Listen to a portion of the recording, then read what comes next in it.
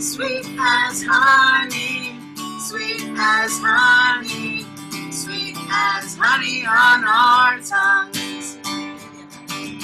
Sweet as Let honey, it all soak up. sweet as Let honey, it all sink in. sweet as honey on Sweet our words tongues. of Torah. Sweet as honey, sweet as honey, sweet as Honey on our tongues. All right, now we have said the blessing for the study of Torah, and so we are ready to study some text. So we are very fortunate today to have a master teacher and scholar leading our text study, and again, on Yom Kippur. Rabbi Bennett Miller is a native of Rochester, a graduate of the University of Cincinnati. He earned his Master's of Arts and Hebrew Letters from the Hebrew Union College Jewish Institute of Religion, or HUCJIR, in Cincinnati, where he was ordained as a rabbi in 1974. He earned his doctorate from Princeton Theological Seminary and was awarded a Doctorate of Divinity degree from the Hebrew Union College Jewish Institute of Religion. He also earned a certificate in nonprofit management and fundraising from NYU. Rabbi Miller has served as the national chair of the Association of Reform Zionists of America and serves on the board of governors of the Jewish Agency for Israel. Rabbi Miller served as the senior rabbi of Anshe Emuth Memorial Temple in New Brunswick for 44 years and served as a one-year interim rabbi this past year as at Temple Emmanuel of Westfield. Now in his retirement, he continues teaching in the Doctorate of Ministry program at the Hebrew Union College Jewish Institute of Religion in New York City. He continues to serve on multiple boards, continues to mentor rabbis across the country, plays golf frequently, and spends as much time as possible in person or via Zoom, serving in his most important role of Zadie to his 6 grandchildren. He lives in Monroe Township with his fabulous wife, Joan. It's my grandma. And he is my father. We welcome Rabbi Miller. Yay. Well, thank you, Rabbi. That was a great introduction, especially the last part, which is the most important part of all. And thank you, Ellie, and thank you, Ellie and Sam, for the beautiful service that you guys led this morning.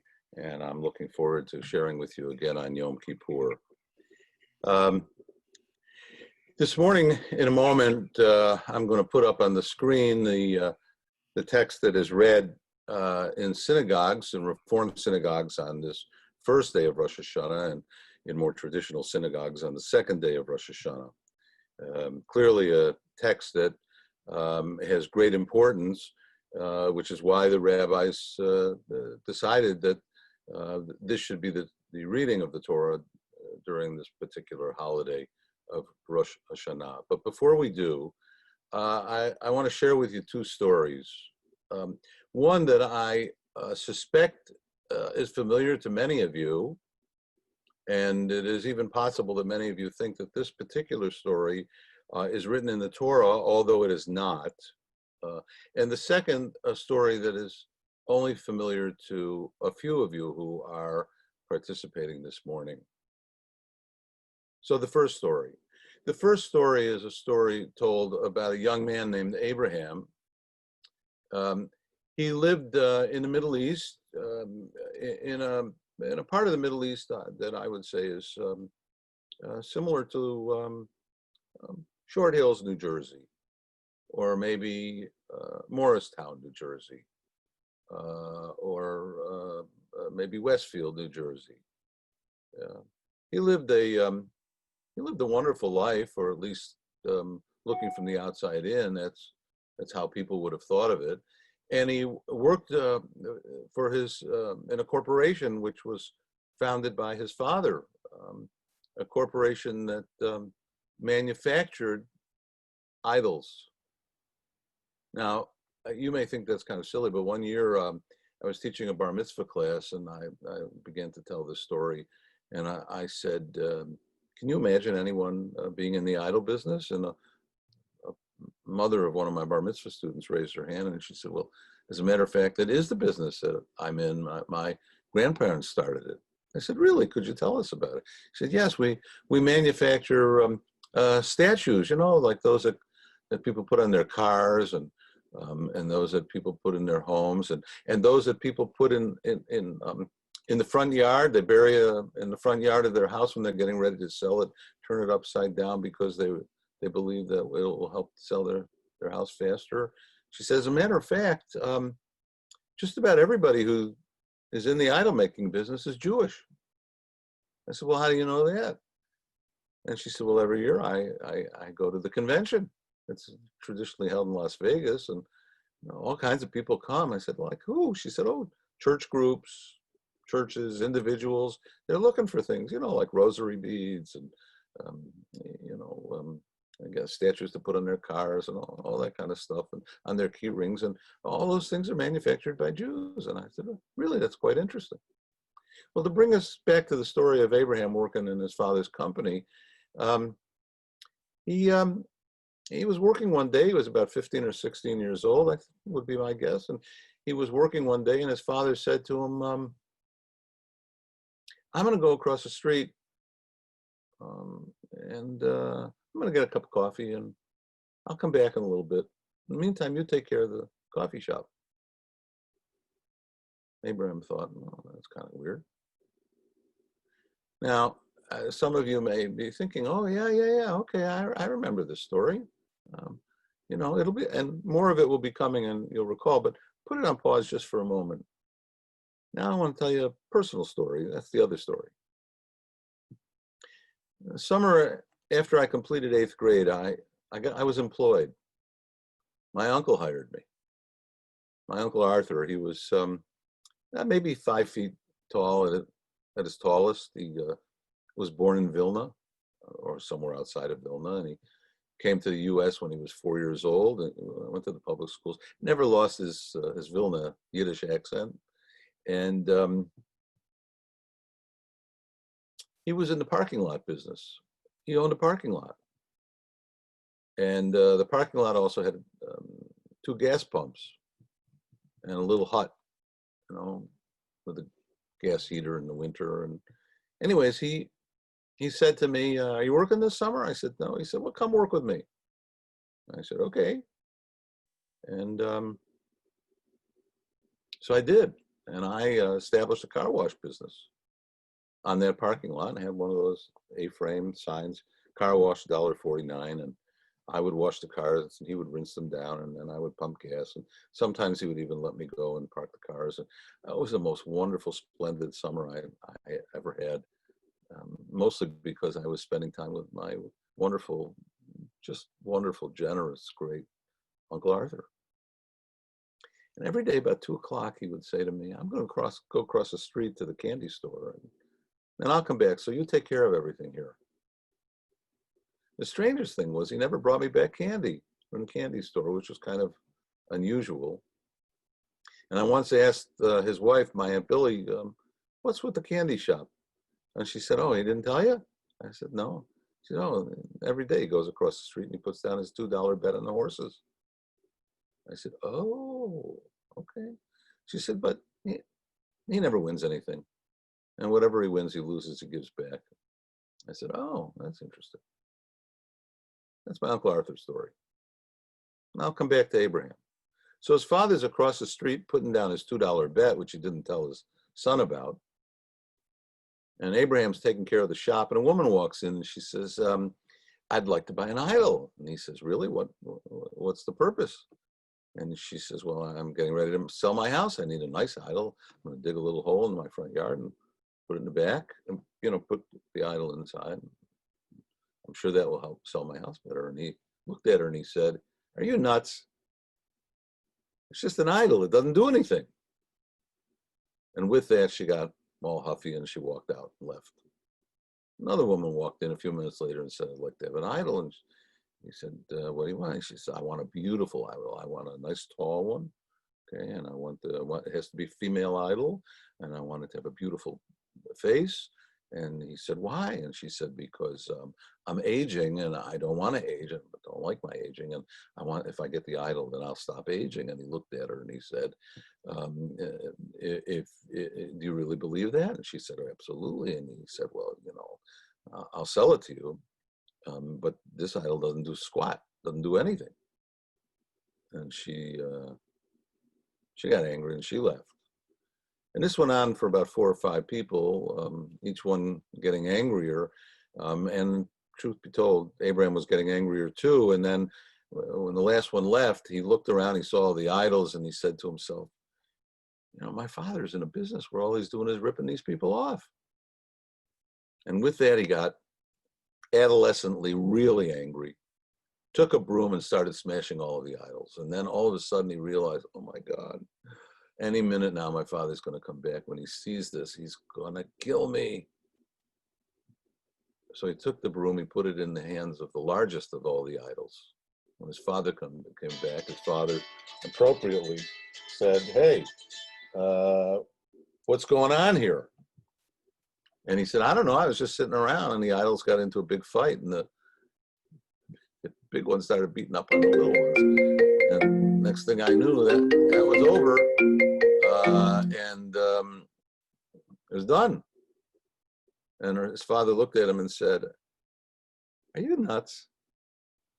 I just made those idols in the back shop 20 minutes ago. They don't do anything." And Abraham looked at his father and said, "Yeah, and you're a big hypocrite. And I don't want anything to do with you ever again." And according to the story, Abraham ran out of his father's idol shop and never saw him again. Now that's an old midrash. It's an old rabbi story that the rabbis created maybe 2,000 years ago. They must have had a purpose in mind. It turns out that very same Abraham was the Abraham who became the founder of the Jewish people. Okay. He was the one who one day was walking around, so to speak, in search of purpose, in search of mission, which he didn't find when he was living in Short Hills, okay, and couldn't find a reason for his existence and didn't want to just go into the family business because he saw that didn't have any purpose. And well, he heard a call. And the call was from God. God called out to him, "Abraham, Abraham." And Abraham didn't even know why, but he responded with this word, Hineni. Remember that. We're going to take a look at it in a few moments in the text. Hineni. And that's when God said to Abraham, "Leave your people, leave the land where you were born, and go to a new place that I'm going to show you. And there you are going to become the father of a special people known as the Jewish people. And you will become a blessing to all humanity. And you will bring light to the world wherever there is darkness." So he did. And along the way, he met Sarah, became his wife, and they gave birth to 2 children, Isaac, the first, Ishmael, the second. And they became a people, a family that was known for bringing blessing to the rest of the world. Now, according to the Torah and the rabbis, Abraham was tested by God a total of 10 times to see if he was really worthy of becoming the father of the Jewish people. The final test, the 10th test, was the one that's in the text that we're going to look at now. I'm going to put it up on the screen for us here. Let's hope it works. There we go. Now, here we are, so I want you to imagine the scene. Okay, but as you're imagining it, think of it first at about 2 o'clock in the morning. Abraham gets up very quietly, walks over to his son Isaac and says in a whisper, "Shh, be quiet. We're going somewhere. Don't tell mommy." Now, Sarah, his wife, for all the women who are watching, do you know any woman who sleeps through the night and doesn't hear every sound that happens in the house? Because I don't. Sarah obviously hears this, but she understands that something very powerful is about to happen. And so she can't say a word. Abraham takes that son, Isaac. They gather some wood. They get on their donkey. They take 2 young lads with them, and off they go. He doesn't even know where he's going. Okay.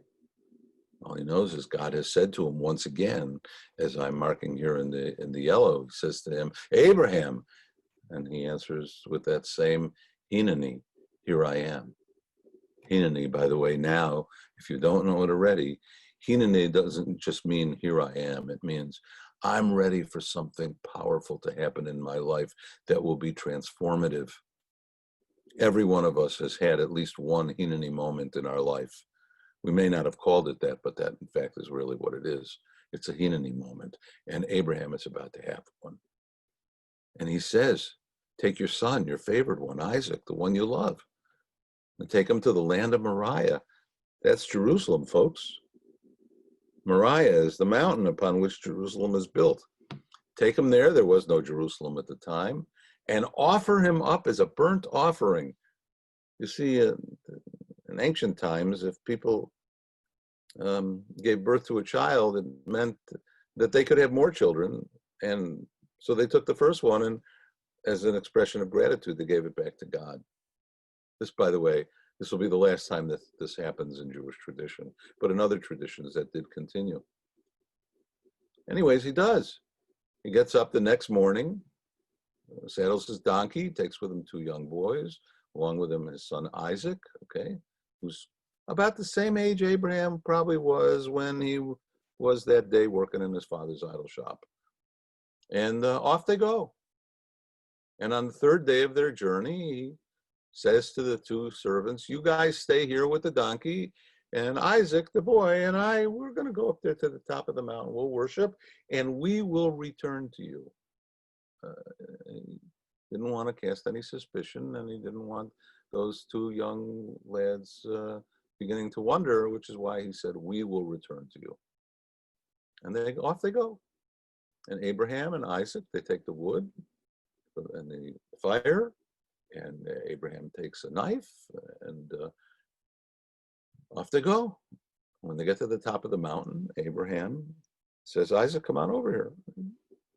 He puts him on top of what will become the altar for the sacrifice, and ties him up.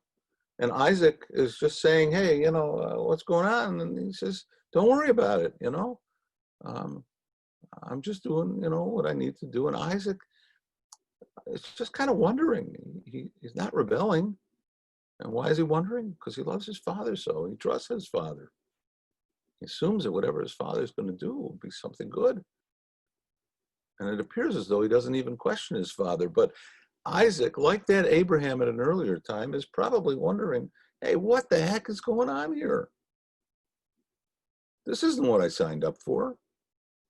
But before he even has a chance to respond, Abraham picks up that knife, is about to plunge it into Isaac for the sacrifice, when once again he hears the call from God, "Avraham, Avraham." And once again he responds with that one single word, Hineni. I'm here. Meaning, I know something transformative is about to happen, but I don't know exactly what it is. At which point God says to him, not anymore. We are done with this sacrifice business. From now on, this is not what we do with our children. What we do with our children now is we bring them to bar mitzvah. We send them to Hebrew school. Our children may think that that we're sacrificing them by sending them to Hebrew school, but the truth is we're not. We're giving them our story, our journey, okay? When they become bar mitzvah, we are saying to them, now you become men and women in your own right. You hear the Hineni moment. That's what we want from you. Okay? And it's at that moment when Abraham looks over and he sees a ram. And God tells him, take the ram and sacrifice the ram instead of your son. And it's the shofar is the ram's horn, and the very symbol of this moment that continues to take place throughout history. Because every time we are to hear the shofar being blown on Rosh HaShanah and again at the end of Yom Kippur, it is supposed to be for us, and I hope it is, a Hineni moment. That great moment that says we are ready for our lives to be transformed and to be transformed into something extraordinary. Because that's what the Jewish people are intended to be. Nothing less than extraordinary. Now God says, okay, because you've done this, because you've switched the sacrifice, even though you were prepared to give me your son, because you've done this, I will bestow blessings upon you and make your descendants as numerous as the stars of heaven and the sands of the sea. And your descendants shall seize the gates of their foes. All the nations of the earth shall bless themselves by your descendants because you have obeyed my command. In other words, you and your descendants, the Jewish people going forward, will be seen as the people most worthy of blessing in the world, not because of who they are, but because of what they stand for. And that their obligation will be to follow my ways, to listen to my voice, to obey my command. Now here's the amazing part. The text here in the very end says, Vayashav Abraham el Narav, and Abraham returned to the two young boys, the assistants, the helpers, Vayakumu, and they got up, Vayalchu yachtav el Beersheva, and they went off to Beersheva. Vayeshev Abraham beBeersheva. You see what's missing? Abraham returned to his servants. They departed together for Beersheba, and then Abraham lived in Beersheba. Who's not there? Isaac's not there. Maybe he really sacrificed him. But the text says no. So what happened to Isaac? And here's the point of it all. Isaac looked at Abraham and said to him, you hypocrite. You were prepared to sacrifice me on that pile of wood. I don't want anything to do with you ever again. Sound familiar? Now, as you know, the mountain comes to a top. So imagine, Isaac ran down the mountain this way. Abraham walks down the mountain this way, back to those two lads.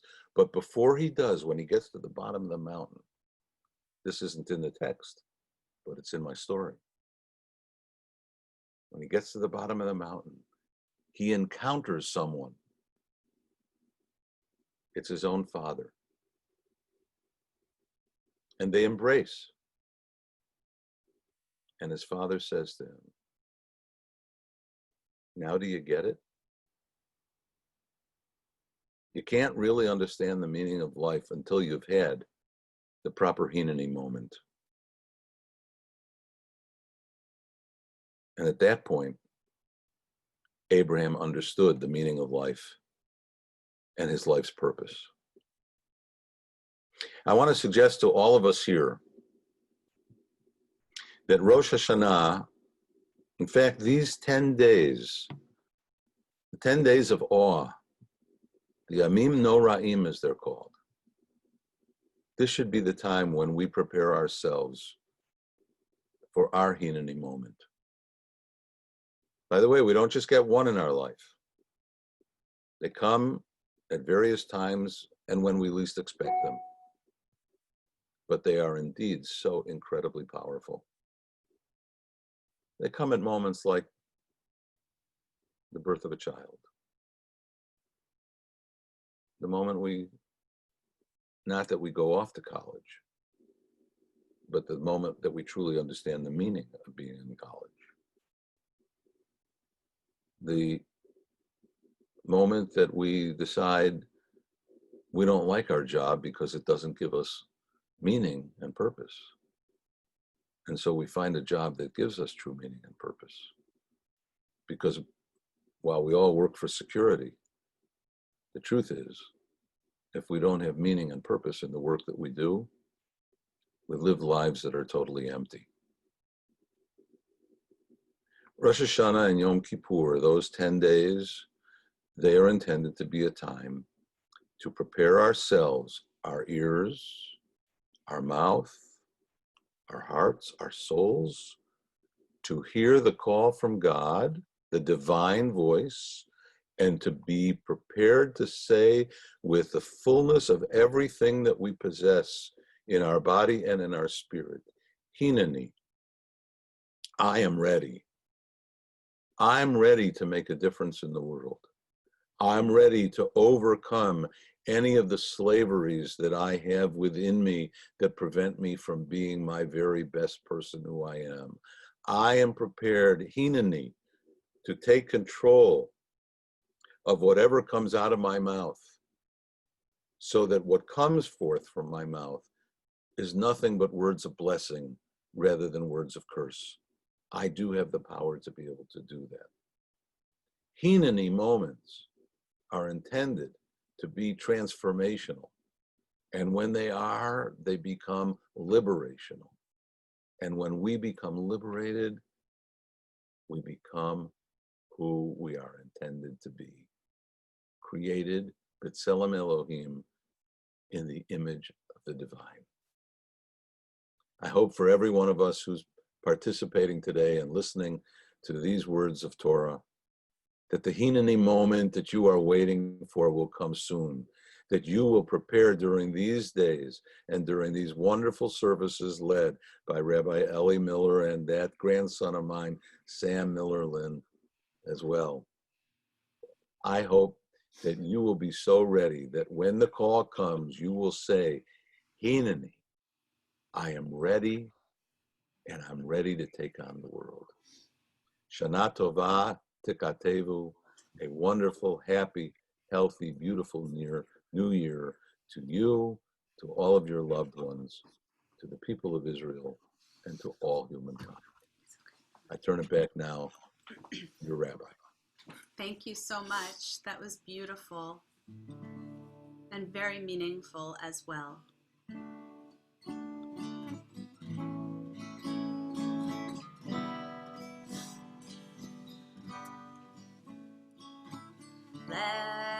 Lechi lach, to a land that I will show you.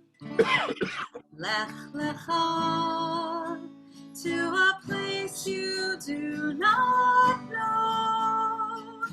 Lechi lach, on your journey I will bless you, and you shall be a blessing.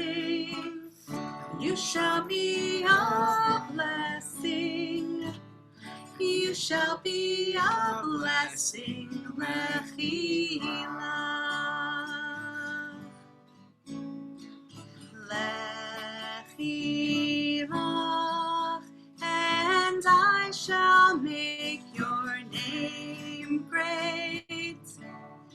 Lech lecha, and all shall praise your name.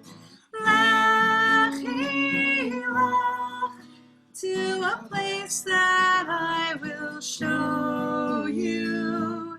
Lesim לשמחת חיים, לשמחת חיים, לשמחת חיים לחילה. And you shall be a blessing, you shall be a blessing, you shall be a blessing,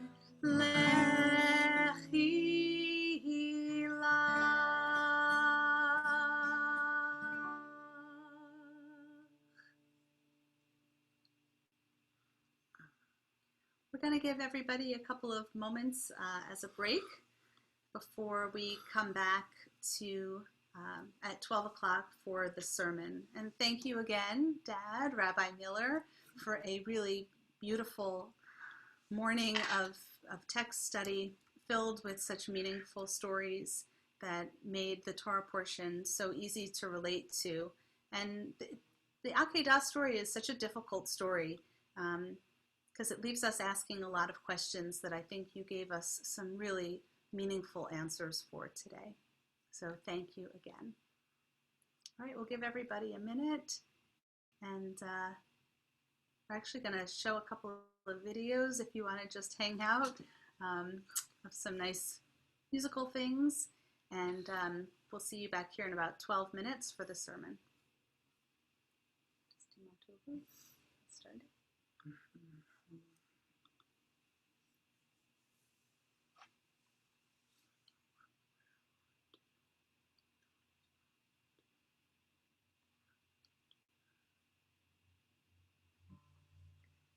We're going to share our screen.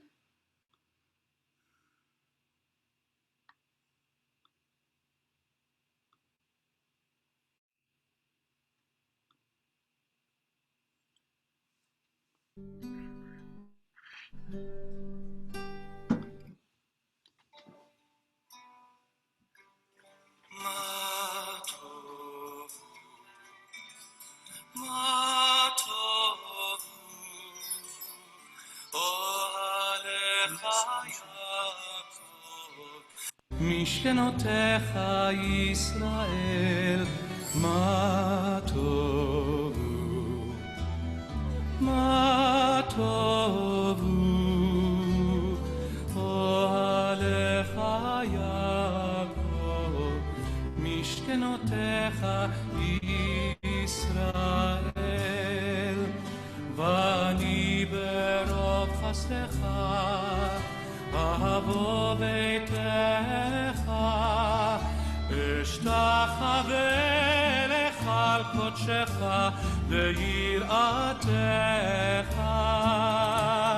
מה טובו, מה טובו,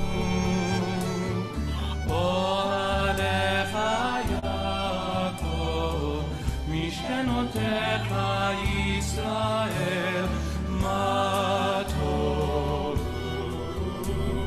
מה טובו, אוהליך יעקב, משכנותיך ישראל. אדוני אהבתי מעון ביתך, ומקום משכן כבודך, משכן כבודך, ואני אשתחווה בקראה, אברך לפני אדוני עושי, מה טובו, מה טובו, אוהליך יעקב, משכנותיך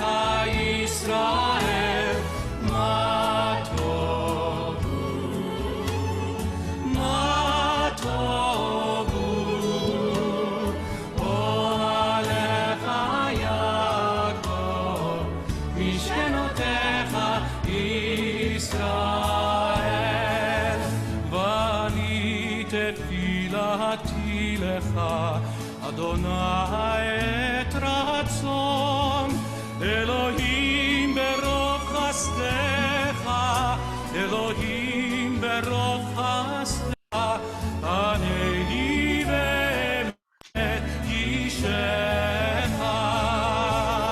מה טוב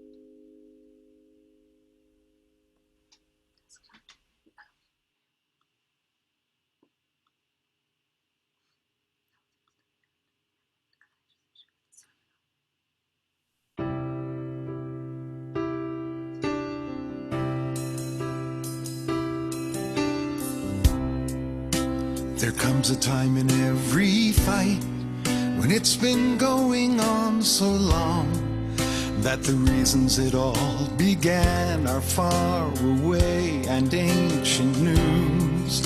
When the only answer left is, that's the way it's always been. The way it's always been is broken. It's time to open up our view. Let me hear my voice.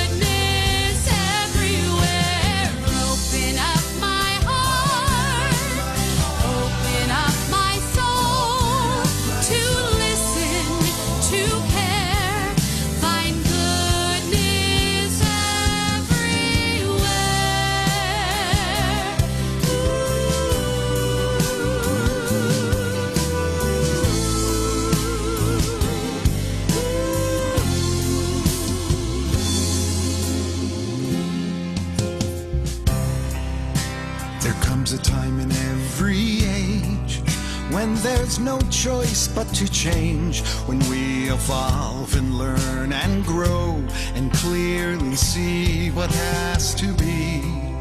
And right now the only answer is we are all made in God's image, worthy of human dignity. We're only free when we're all free. Let me hear my voice like I've never heard before.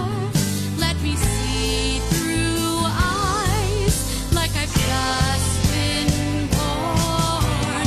Open up my heart, open up my soul to listen, to care, find goodness everywhere. Open up my heart, open up my soul to listen, to care, find goodness